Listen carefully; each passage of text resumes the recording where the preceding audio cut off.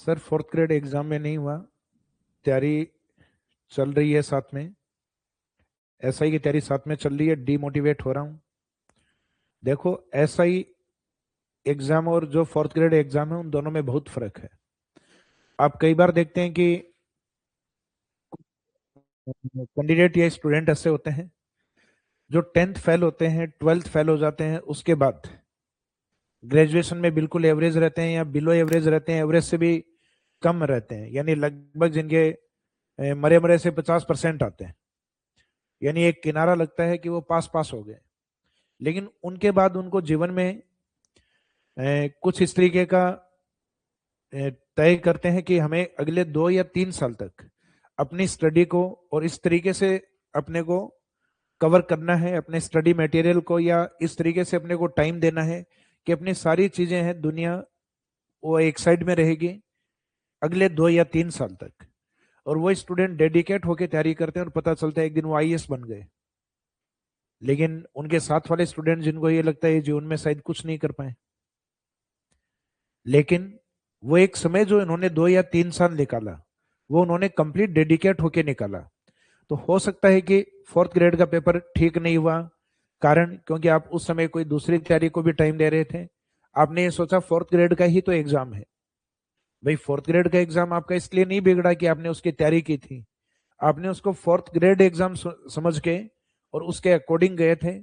लेकिन अधीनस्थ बोर्ड का जो पेपर था वो काफी बढ़िया था, उसमें भी तो जनरली जिस तरीके का पेपर आप सोच के गए थे वैसा नहीं था। एक तो रीजन ये था, और एक दूसरा हो सकता है कि एग्जाम टाइम में उसका मेरे को ये ध्यान नहीं है नेगेटिव मार्किंग उसमें आपकी थी या नहीं थी, क्योंकि हमने वो सिलेबस में मैंने उसका नहीं देखा क्या था, और उसकी तैयारी भी स्टूडेंट्स को हमने कोई ऐसा बैच लॉन्च नहीं किया था उसके लिए। तो फोर्थ ग्रेड के अंदर जो भी आपका जिस तरीके से था नेगेटिव मार्किंग अगर रही होगी तो हो सकता है उसके कारण भी आपके नंबर ऑफ क्वेश्चन कम आ गए हों। लेकिन उस एग्जाम में नहीं होने का मीनिंग ये नहीं है कि आप कहीं नहीं होगा।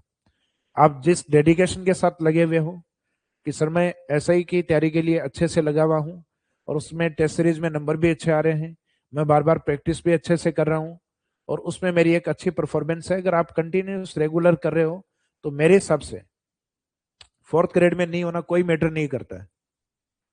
लेकिन जहां अचानक एक सक्सेस आपको मिलेगी तब आपको उस दिन लगेगा ठीक रहा कि उस दिन फोर्थ ग्रेड में नहीं हुआ। देखो, कई बार इंसान को जब नौकरी मिल जाती है, क्योंकि अपना जो पहला टारगेट है वो नौकरी है, यानी जो बेरोजगार स्टूडेंट है उसके लिए पहला, वो चाहे थर्ड ग्रेड हो, फोर्थ ग्रेड हो, सेकंड ग्रेड एग्जाम हो, या चाहे कोई फर्स्ट ग्रेड एग्जाम हो, पहला उद्देश्य क्या है? नौकरी लगना। लेकिन नौकरी लगने के बाद व्यक्ति या स्टूडेंट इतना न्यूट्रलाइज हो जाता है, उसके बाद में उसके एफर्ट्स लगभग 90% खत्म हो जाते हैं। आप देखना कभी जो नौकरी लगे हुए लोग हैं उसमें वापस बार बार जो नौकरी लगते हैं वो सिर्फ 10% ही होते हैं, या ये रेशियो 10 से भी कम होता है।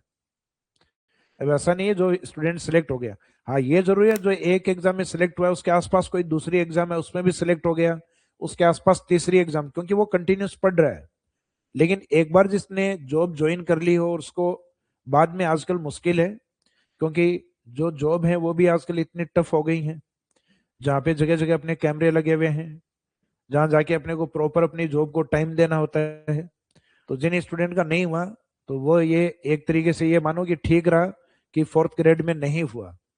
लेकिन जो बचा हुआ जो टाइम पीरियड आपके पास जिन वैकेंसीज के लिए है, जैसे कुछ स्टूडेंट एसआई के लिए इनरोल्ड हैं, कुछ एलडीसी के लिए, कुछ स्टूडेंट फर्स्ट ग्रेड के लिए, तो जो बचा हुआ टाइम है उसको आप अच्छे से दीजिएगा।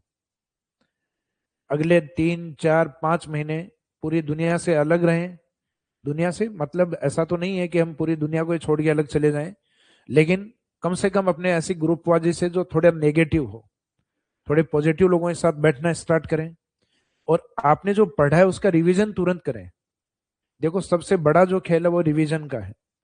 पढ़ के तो हर कोई स्टूडेंट जा रहा है, सिलेबस को कंप्लीट हर कोई करके जा रहा है, लेकिन कंप्लीट करने के तुरंत बाद कम से कम 2 या 3 बार रिवीजन आपका कंटिन्यूस चलना चाहिए। जैसे ज्योग्राफी पढ़ी तो ज्योग्राफी का अगले 4 5 दिन तक कंटिन्यूस 2 या 3 बार रिवीजन करें।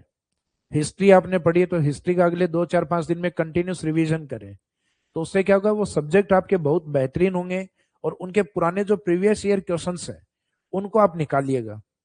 उनसे आपके कॉन्फिडेंस आएगा, क्योंकि आपने जो तैयारी की उसमें आप अपने आप को एग्जामिन भी तो करोगे कि मेरी तैयारी सही डायरेक्शन में है या नहीं है। तो सही डायरेक्शन का पता कैसे चलेगा?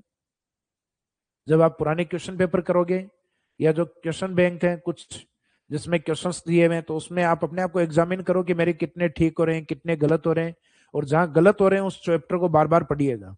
अब ऐसा तो है नहीं आपने 100 क्वेश्चन किए अलग अलग चैप्टर के, तो उसमें आपके एक चैप्टर में ज्यादातर गलत हो रहे हैं, इसका मीनिंग आपको टॉपिक वापस पढ़ने की आवश्यकता है।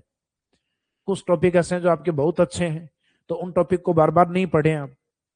क्यों? क्योंकि वो ऑलरेडी आप ठीक कर चुके हो और उन पे आप कॉन्फिडेंस इतना आ चुका है कि उनको जनरली एग्जाम में वो क्वेश्चन आ भी गए तो आप हैंडल कर लोगे उनको।